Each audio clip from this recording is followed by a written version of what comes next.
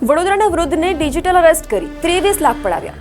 એક તરફ સરકાર દ્વારા સાયબર અપરાધને અટકાવવા માટે અવેરનેસ કાર્યક્રમ યોજવામાં આવે છે કે જેથી કરીને લોકોમાં અંગે જાગૃતતા આવે, તેઓ સાયબર ફ્રોડનો શિકાર ન બને અને લોકોમાં જાગૃતતા પણ આવી રહી છે।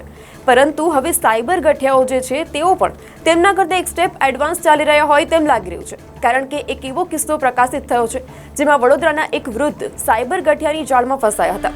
આ વૃદ્ધને અજાણ્યા નંબર પરથી કોલ કરનાર વ્યક્તિએ અભય મિશ્રા તરીકે ઓળખ આપી, તેનો બેચ નંબર જણાવ્યો અને કહ્યું, તમારું આધાર કાર્ડ મની લોન્ડરિંગમાં વપરાયું છે, જેથી તમારે પોલીસ ફરિયાદ કરવી પડશે અને તેની માટે આઈપીએસ રાકેશ કુમાર તમને કોલ કરશે।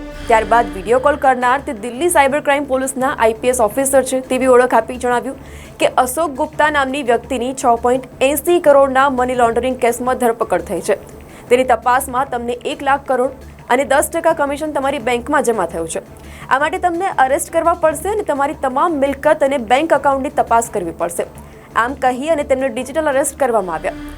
પરંતુ આ દરમિયાન આ જે વૃદ્ધ છે તેમને ડિજિટલ અરેસ્ટના તેઓ ન્યૂઝ વાંચતા હશે અને આ ન્યૂઝ વાંચતા હોવાથી તેમને શંકા ગઈ હતી, જેથી તેમને ગઠિયાઓના તમામ જે નંબરો હતા તે બ્લોક કર્યા। પરંતુ ગઠિયાઓ જે છે તેઓ પણ આગળ ચાલી રહ્યા હોય તેવું લાગી રહ્યું છે। ગઠિયાઓએ આ નંબર અનબ્લોક કરી નાખ્યા અને ઠગાઈનો ખેલ પાડ્યો। બાદમાં વૃદ્ધ ડિજિટલ અરેસ્ટ થતાં જ તેમની સાથે ઠગાઈ થતાં સાયબર ક્રાઇમ પોલીસને તેમના દ્વારા જાણ કરવામાં આવી। હવે સાયબર ક્રાઇમ પોલીસ જે છે તેમના દ્વારા આ દિશામાં વધુ તપાસ હાથ ધરવામાં આવી છે।